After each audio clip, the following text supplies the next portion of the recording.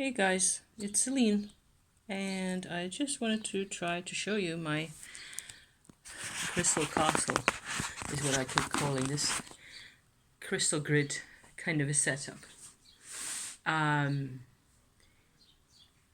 this is basalt that I found or nicked, from the earth in France, somewhere halfway in France, and spent 2 days polishing on one side, just 2 days. That's how hard this stone is.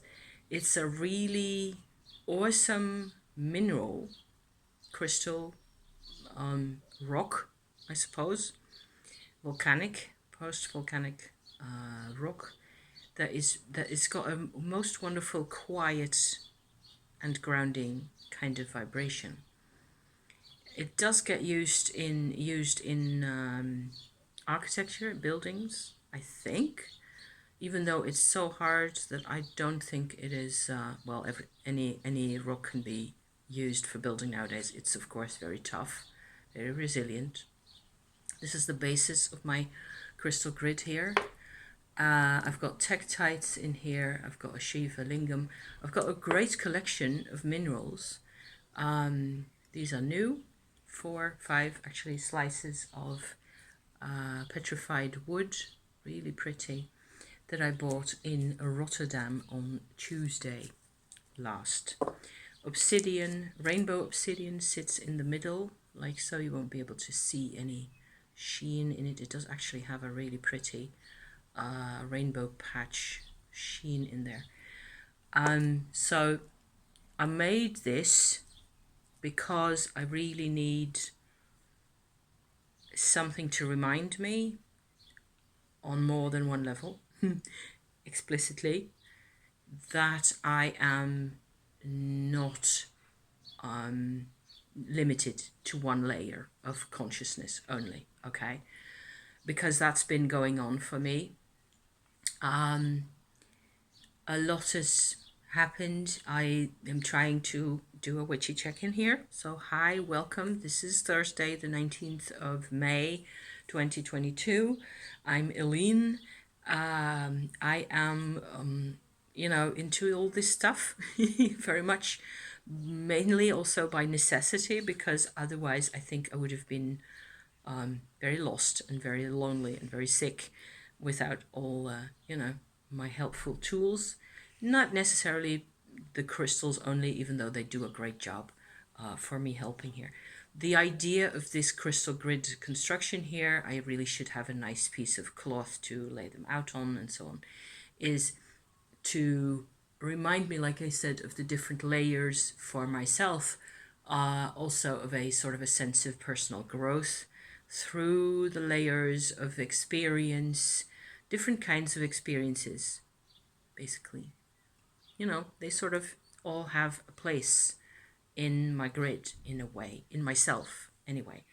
And I should really be aware and stay aware if possible, or come back to the awareness that there's a time and a place for everything. And I spend, I think, too much time, or I have spent a lot of time in a state of relative discontent, relative unease as my days pass by over the years. I feel like I am sometimes, in terms of my tummo practice, for example, I tend to be super ambitious, and that's when I am most naturally happy, when I am, investigating new realms and being adventurous and daredevil like in that kind of a thing. And that can be really cool, and I suppose I can afford to be that way because I'm healthy and fit enough to go about things in that way. There's also a negative side to that, to simply being an overachiever, in some ways, because things didn't used to be easy to achieve at all back in the day. And that's still with me. My past is still very much with me, the past in this body that I've had, and so on and so forth. So, perspective, right? This crystal business helps me organize my perspectives, and reminds me that there's always different perspectives. There's layers where we feel really trapped. We can feel like we're completely trapped in fear, for example, which is what the tektite really is about for me. So, yeah. So I just went ahead and I looked up my crystals and I found a couple more that I could add into my crystal grid. I put a beautiful Chalcedony crystal skull in there at the top as well, as you may have seen. There's an celestial, there's a witch's finger crystal, which is one other glorious piece of work here that I got that's just so stunning. So I could talk about these crystals all day, and that might be fun and entertaining as well. It's not why I'm here. This is just a way to get myself a bit more set up and a bit more prepared in a way. I also have a huge mug of tea, my second in a row, quick consecutive cups of tea. And also my husband's home at the moment. It's very hot out here, so we have to make sure we have our drinkies. It is thundery, sort of partly sunny and then very cloudy again. So thunder is going to happen anytime in the next 24 hours, they told us again. So it's been raining for a couple of days on and off with temperatures between 25 and 30 degrees, which is very hot for the second half of May in this country, actually. So global warming, definitely, yeah, which is kind of scary. So I've got a couple of interesting, from a Tumo perspective, interesting update things for you.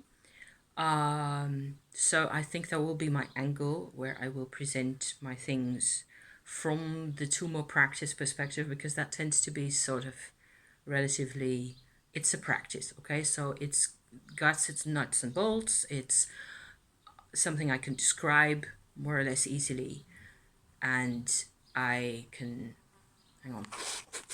Okay, stand down, yellow alert. I thought my husband was coming down, but he's upstairs. Okay, so he's out of the way. I'm out of his way. Everybody's got his own space, and we will manage. Okay, so the last time, okay, you guys, when I did a Tumo update, it had to do with my husband, yes, and his twin energy thing, and the incarnation chakra. Okay, so the chakra that is really about, it's not even a word. I'm just using that as a name for a thing that exists beneath your feet at about, give or take, a yard and a half, which is just hypothetical anyway, relatively close to your body. There's the place where the Shakti energy for your body originates in this lifetime, okay? It is sort of, in a very mysterious and magical way, it develops from a potential Shakti energy that is a connector from your life here to your past lives, and I'm investigating all that stuff. So there's flies as well. So there's going to be occasionally me being distracted because of flies. So that's just the fly, okay? The fly has Shakti as well. But I don't think they will be talking amongst themselves about all this kind of stuff, because that's our job, I believe, as humans.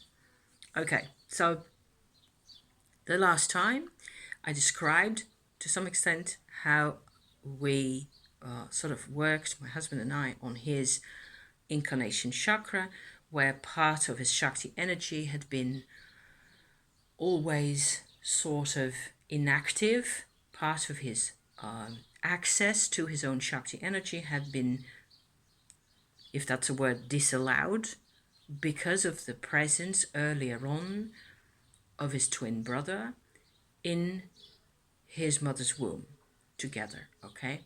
And because they were all enveloped in his mother's Shakti at that time, their Shakti, his and his brother's, was a part of his mother's Shakti. That's kind of the blueprint. So you get a Shakti blueprint actually going on there. And I was able, with his permission, to sort of extend his capacity in his incarnation chakra, in that area down there, to sort of change the parameters, to allow for more of his own Shakti energy to manifest. I realize now that it's not only a matter of passing through and up into the other chakras and into the Earth Star chakra and into your body. It's not only that, it is actually, it has to manifest. It isn't just carrying forward from a point through this channel, through this chakra and then onward. It's actually, it has to sort of begin again nearly. So it's been quite slow. It's been a lot of work. It's also been really magical and really interesting. This I have already described in one form or another last week. We can tell that he's got more vitality, he's also more tired, if that was possible. Yes, because the energy accesses all parts of your body. So in his left side of him, he can tell that there's more energy. It also creates a release of toxins and so on and so forth. So you get a sense of tiredness. It's not exhaustion, it's not that bad, but we have to make sure hydration, food, sleep, walkies, that kind of thing.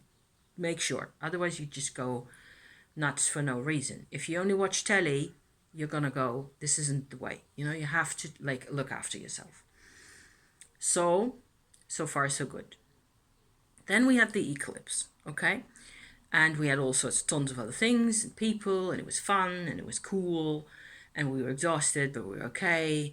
And then we had the eclipse. And actually at this place where I am in the Netherlands, we could see, I have seen the sickle shape of the eclipse, so like 2/3, 3/4 of the way in, just before the moon actually disappeared into the cloud bank on the horizon.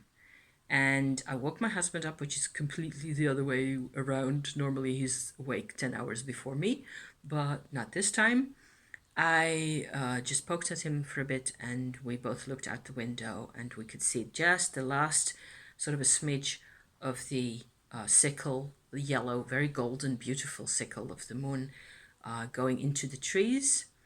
We made a cup of tea really quick and went out the house, and you have to go out out of the neighborhood completely and through this park over there because there's trees all the way up to here all the time, which is normally great, but in this case it just prevented us from seeing any more of the moon. And similar, by the time we got out the other side of the park, which isn't far at all, it's like a couple of 100 meters, the moon was gone. So no real eclipse visibility for us at that time.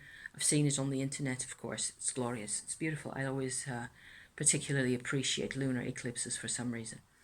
For me personally, this particular eclipse was kind of relevant because I had astrology connecting in with it. So in my birth chart, there were a couple of things that connect really strongly with this particular place in the sky where this eclipse was happening.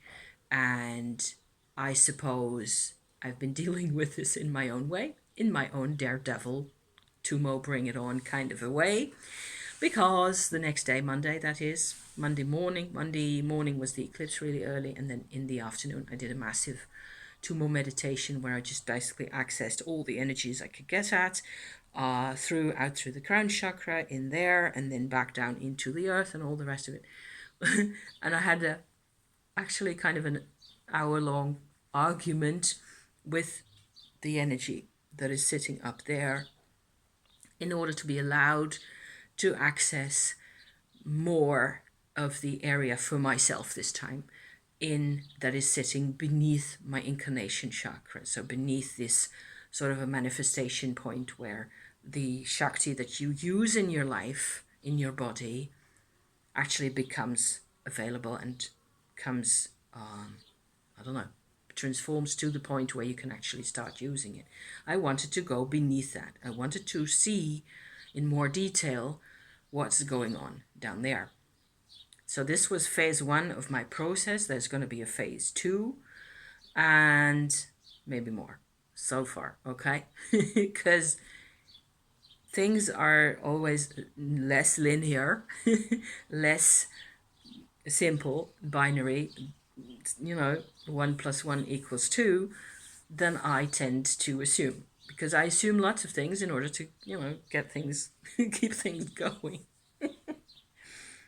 which I think is still kind of useful. It's still kind of useful to sort of pick a line. Pick a line and go for it. Pick a song, okay? And then you will see what happens. And then you have to sort of elaborate from there, which is going back and picking up the pieces, stuff like that. Okay, so long story short, beneath the incarnation chakra, I've always described so far, this whole 22 year, I've referred to a chakra that I describe as the deep down chakra. That is how I have seen it so far, where you have, it looks like a giant onion, basically. In my book, this is all my take on things. You knew that, okay? I'm coming here, okay? So this isn't like I'm telling you that's exactly the way it's going to be for you. You will have to do your own figuring out, okay? For me, it's an onion, and it has a core.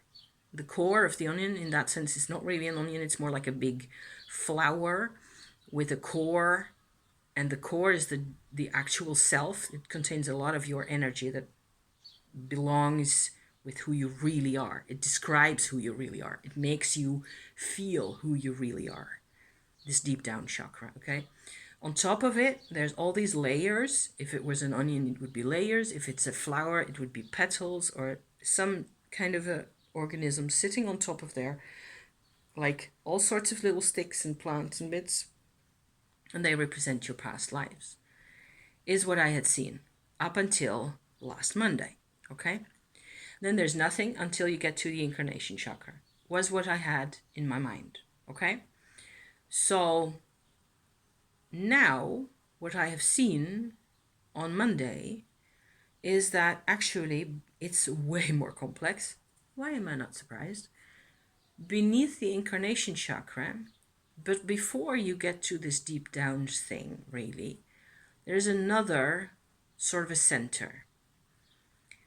And it looks to me like this center is basically this this core, if you like, is basically a repository for all the knowledge that is relevant, personal, emotional knowledge, okay, that you have picked up and kept in all your past lives. So it sits there like a huge database. It's very compact, and it has as much room on the inside as it has on the outside. There's a whole universe in there. There's connections to all sorts of things. For some reason, at the time, I kind of came to the image that it has a fourfold, kind of a square shape. There's like a stone-ish cross in the middle with your Shakti going through the channel like that in a very sort of a non-activated kind of a state from your deep down chakra and all that stuff through the middle, in the middle through this cross-like shape, like so, and then up, and then all of a sudden it becomes activated in your incarnation chakra, and then that's where the whole shebang gets going again, of having a body and parents and all that stuff. Okay, so we're well out of the realm of having parents and kids and children and partners and all the body stuff. The body stuff happens in the body. The tribal, which I tend to call tribal stuff, happens in this area. The personal emotional stuff, the relationships, all the rest of it happens right here. Okay, but beneath the incarnation chakra, and that's why I was having an argument with my soul star area, which is one way they describe this thing here, your Buddha nature or your eternal soul nature or whatever you want to call that, because they felt like, yes, but you're in a body, you're not supposed to go there, it's going to be a bardo. A bardo is how I name, because it's Tibetan and it's what they use it for in my book. That is a world beyond the world of the physical life and the relationships, okay? So they don't really think that I should I should be really careful, and they don't like it. The soul star people in there don't like my being careless, being daredevil. I don't know, really, you know. And it's just that I feel a barrier. I have to fight for it.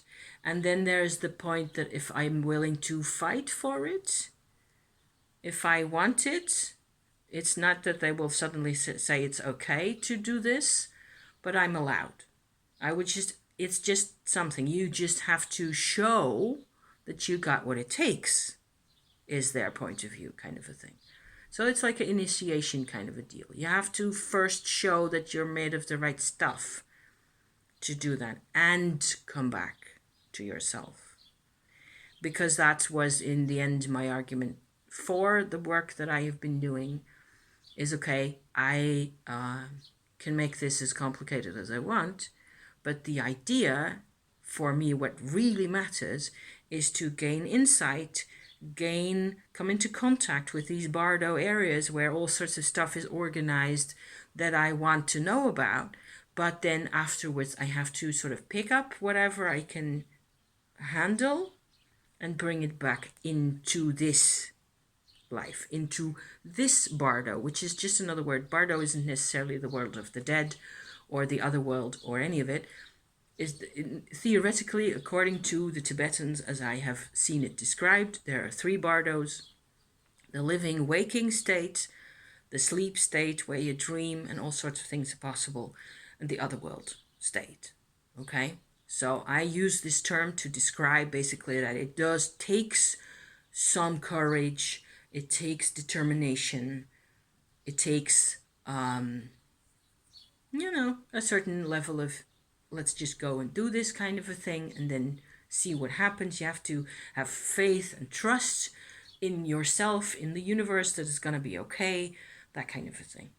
That's also important. These things are really important. You have to trust, okay, at that level.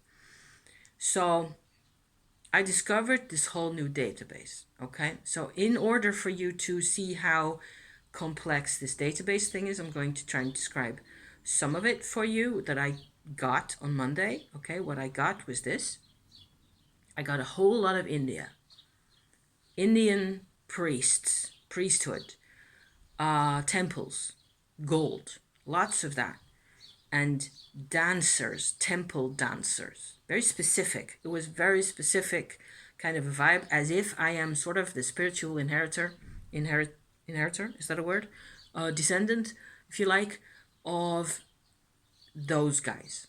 But this takes place 1,000 years ago or more. It goes back way in time. So it's not a historical period that I can have a lot of information on the internet about.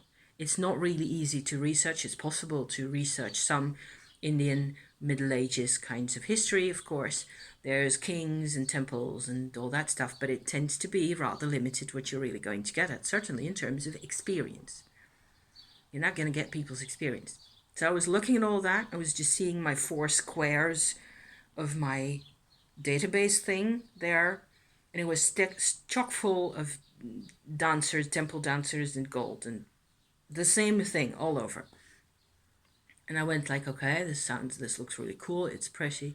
I can see how I'm affectionate towards these Indian relics, what I can see occasionally. I haven't been to India in this lifetime ever. It's some kind of a personal connection, okay? But my most personal, clearest, and most sort of impossible to dispute kind of connection to India that I do have is with incense and with perfume distillation methods that they have over there. That is something that actually resonates for me personally. I've also worked for an incense company for 11 years in this life for the same reason, because that's something that just really there's just something going on there. Except I don't really have personal past life images, history, tale, fairy tale, whatever you want to call it, that I can tell this was mine. This was me doing the rolling of the incense in 1200 AD or in 600 AD for that matter. I've never seen that. It's always been much vaguer, and the things I resonate with are the end results, and I don't see people that much. So I was looking at my India stuff going on in there, and I went like, okay, but where are the attars? Attar is a form of distillation using sandalwood oil. Because there's got to be attars in here. And immediately I got this image of a golden champaka attar, which is a flower from a yellow flower from a very perfumed, strong Indian fragrance that gets harvested and put into attar. It's quite an expensive, very beautiful product if you have the real thing, that is. So that golden champaka attar came to me in some as an energy, as a vibration impression, much more. These things are always vibrational impressions, so it's something I can feel much more than something I can see or a story, like I was saying just now. I could see the golden champaka attar, and I saw some part of it which may have been filled in from my mind, sort of regurgitating images that I've seen on the internet of this distillation work, just filling in the gaps. However, this time the vibration I got from what I saw was, the emotion that I got was that this work was sacred at the time. The making of the attar, the sort of working together with the trees, with the water and the fire and the sun and all the rest of it, was a sacred process. And it was sacred in the context of their religion. It was just one of the very many parts of the religion, of the culture, we would say nowadays, that this belongs to, somewhere in the heart of India, where this work was done, okay? But I was very much impressed with what was left over for me in this chakra after 1,000 years, was the sacredness of the job and the very direct connection to nature that people had in those days. That was unmistakable. And I was part of that. And I am glad to say that I still feel the same way. My rose bush is flowering in my yard, and I just feel this complete connection to the vibration of the rose. I can just feel it as I sit here. The same with my fig tree. I've got a couple of bushes and things out there that I'm not only really fond of the individual bushes, I'm also I commune with the essences of the plants and the crystals and all the rest of it a great deal. So that all that stuff makes me really happy. It makes me feel like I'm doing the right thing. I'm doing something that makes sense in my life, just communing with the nature, just like one does.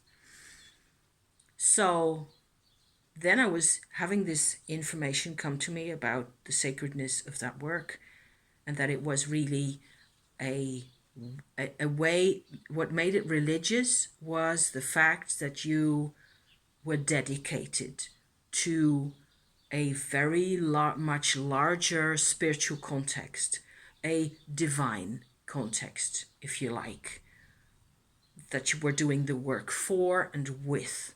So you were completely protected. It was like witchcraft in the best possible sense. Hence a witchy check-in, okay? In the case you hadn't noticed. So you were doing a work, which is not really how I see my crystal grid organization here, but it's the same kind of thing, really. You do this for the greater good, which is another way of putting it. You, however, also used to do this because it was good for you as well as for the world. It was a craft that you practiced, and so on and so forth. So I went like, okay, I can see this. I can see how this makes perfect sense with the rest of my life now and today. I can see how it made sense then. I can see the connection. I can see the connection in a lot of other forms of art, other than perfume making or incense making or any of that. It's the same. It's always the same sort of a mental attitude that you have of, devoted work and connection to everything, to the world, connection to the materials as well. So, to the process, to the details of the process, you have to first do this, then do that, so on and so forth. All that makes sense.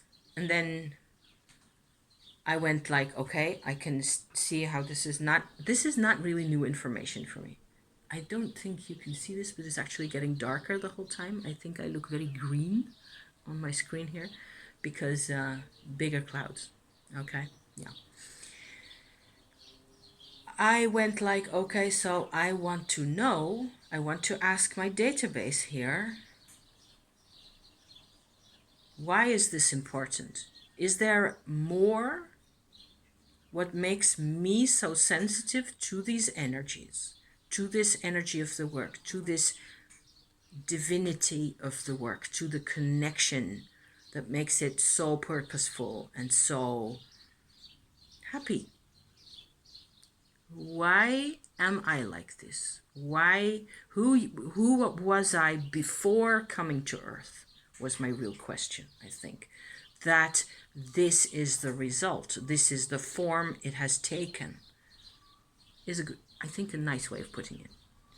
Who was I? And then it just went completely cosmic, and it went like, I have no way to describe, multidimensional. It was out there in the cosmos, but it wasn't not on Earth as well. If you hear beeping noises, that's normal. They're testing the smoke alarms around the neighborhood. I had mine done yesterday. It's fine. They're just testing, okay?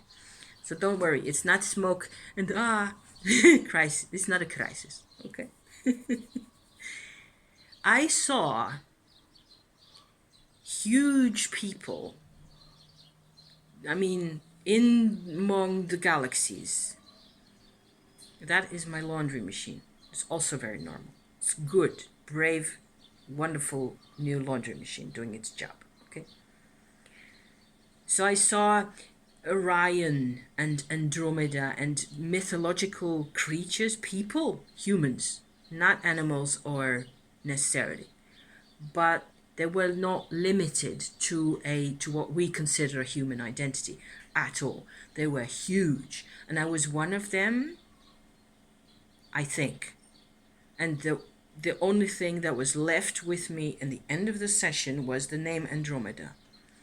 And so we looked up Andromeda, and it's a female chained to a rock, and Perseus comes to rescue her, and there's that, So very Eight of Swords kind of a deal if you're a tarot fan, tarot practitioner. So I will have to look up Andromeda a bit more and see where that takes me. However, it may well be about the constellation, and I know Andromedans are what's called normally considered to be an alien race, just like Pleiadians and other, similar Arcturians, those kinds of Syrians, and all those kinds of, groups of otherworldly, supposed to be existent, beings. I have never had any experience with those. This was very trippy and very far out, and it was like, okay, I got to see some of the original impulses that led me to this happy state that I am in, where I can just, beautifully connect with all this nature stuff and earth things, and thank you is all I can say. And I'm blessed, and I'm really, really insanely grateful. It's just what I chose to. I have been a person of very little resistance myself. I cannot fight for myself to save my life. I need people to protect me, which is what my husband has done all this time, which is why I look after him, because Yes, it's also because he protects me, and so I protect myself by giving him what I think he needs most of all. So that works. So far, that's working really well for us. But it's been a really unsafe and very unsettling kind of a situation for me to be in among with other humans. Okay, I cannot defend myself. I can flare up or be angry at people for a while, but I hate it and it's very difficult. And I don't do well with disharmony in any form or shape. So there. I think this is actually 35 minutes. Maybe I can make this work to just do this for another 10 minutes and then we can be done. Because there's a part to all this. When a part two to all this. So when you have been going into all these cosmic states and you have to draw yourself back into your body somehow and sort of, go have tea and a biscuit, preferably at least, to sort of anchor yourself in here again, Yeah. Because, wow, you were just this is consciousness can do this. It can go anywhere. I'm pointing like that off screen, but we can go anywhere. And it's trippy and freaky, and you need to be able to find your way back. And what will work also is to go to sleep if possible. If you can, with a couple of other measures like having proper dinner, walking, generally make sure that you're in the XYZ space again as much as possible, then go sleep. Then the next morning you tend to be normal again. Whatever's normal, whatever you want to call normal for any of us. So I thought I was done. I thought I was cool. Then in the evening, as I was in bed and I was actually preparing to fall asleep, I did another Tumo session, normal, regular, basic Tumo in the belly and the heart, which is what I tend to do. Just get the energy in there, get me supplied with energy, good enough, well enough. And I felt like, this is kind of awkward to talk about. Everybody's, I think, of you will be familiar with the term animus anima. Okay? We have two halves, is one way of looking at it. There's a side to me, let me just put it this way, there's a side to me that tends to always be in control or want to be in control, that thinks that it's very unsafe to not be in control of whatever my surroundings are, what's going on. It's a very good planner. It thinks of things beforehand. It thinks, okay, I will be away from the house. I will need a thermos of hot water to take along. I will need to bring water. I will need to bring apples. I will be planning, okay? Getting stuff organized. There's another side to me that by now I'm calling my anima side. And it's not like that. It kind of agrees weirdly, to a weird extent, with being uncomfortable, because that's what it's always been like in the deep past for me when I was a child. There were parts of me where dealing with the situation that was uncomfortable, that was just normal, that was part of life. So what I experienced on Monday night was those powers coming together, being joined together in a sense that it happened in my mind. It happened in my head, okay? But it was kind of physical at the same time, and it's very much what Tumo is like. Tumo, Shakti, is often, there's no other word for it. It's often erotic, okay? It means that kind of joining together of forces and parts. So it's not unpleasant, I can tell you that. It was also a kind of confusing and discombobulating after the fact, because what happens is that the anima side got a dose of energy from the animus side in the very obvious way I have tried to not describe for you. It's embarrassing. She, to just keep, this is, anima is a she, okay? If I am calling her anima, she's going to be a she, and I'm going to refer to her as her and she. It's what it's been like for me in my culture as I grew up. Certainly, the tough, prepared programmer in things is the so-called masculine. I don't even really believe that. I believe they're both females. Okay? Females as in she. You do with that whatever you like. I don't know. It's just up for grabs. These may be males. These may be non-binary. These may be non-gendered. I don't know. As long as you can tell that they're different. If you're doing tumo, you're integrating two halves into each other, making them know each other and having an exchange of energy, because of course anima gave her energy to animus as well, in a way I hadn't even realized up to this very second. What happened was that anima was very much more in the forefront. I was very sensitive and very more easily confused than normal, which I noticed the next day. On Tuesday, we were going to Rotterdam on the highway in the car with husband to visit a client of his. And it took all the grit I have got to keep my eyes on the road, my hands on the steering wheel, and my brain in a 360-degree awareness of all the traffic happening around me, because Rotterdam is nuts, okay? The center, not so much, but the highways going in and around Rotterdam, that's a total madhouse. That is traffic hell, really, with, lots of lanes, and sometimes people speed and people crash, and people, get stuck in the lanes and all that. So it was a bit much.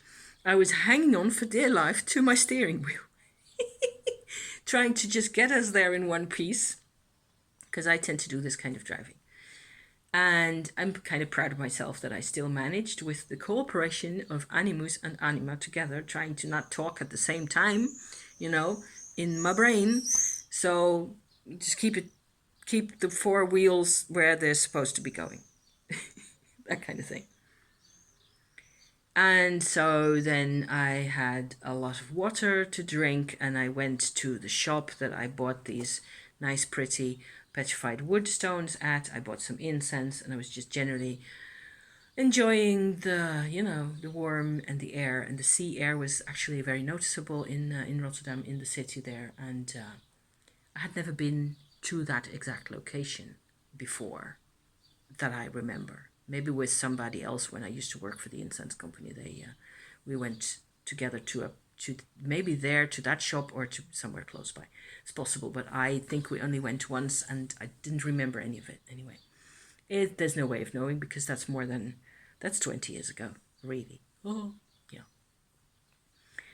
So this, in combination with the eclipse, which I think is my form of working with the eclipse energy, whatever that really means, has been to get this integration of all these parts going with the use of my Tumo energy. Okay, so my available levels of Shakti energy that I've gotten incorporated into myself, apparently I can actually put this to use in this sort of a psychotherapeutic mode, where everything gets equal amounts of energy, instead of one part, really the anima part, being suppressed, which was 90% of my life. I wasn't supposed to feel anything. I wasn't supposed to need anything. I wasn't supposed to want anything other than what my mother had decided for us. That kind of a thing was sort of the norm. And she died when I was 28. And I started my huge, big transformation process, that this is another installment in, when I was 48. And in those 20 years, I did a whole lot. So between my mom's dying and my actual sort of soul retrieval experience that I started this whole adventure with, in those 20 years, I spent 11 years on the road, as an incense salesperson and learned 100 million things doing volunteer work as well, and generally trying to be a human being without offending anybody and without going nuts myself, so there. So hence also the crystals and the cards and the astrology and everything. I will use anything I can get, anything I can put my hands on, in order to continue on making a minimum of sense to myself and having a sense that I'm actually doing something worthwhile with my days, like making videos about this kind of stuff.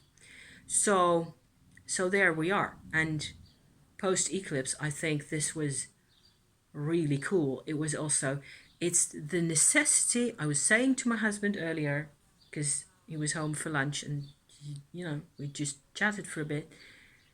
He's gone through his own things with us revisiting, in particular, his mother's birth chart and things happening when he was a kid to and with his mother. His mother changed a great deal as he was growing up, as he was a kid. So between his being born and his 15th birthday or so, there was a huge change for his mother. He has had to deal with that, and parts of him still don't really accept it. Other parts celebrate her for what she did.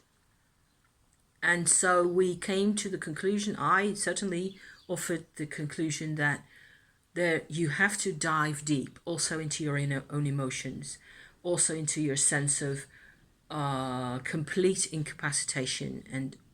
But yes, there's no usefulness to be gained from being completely terrified the whole time.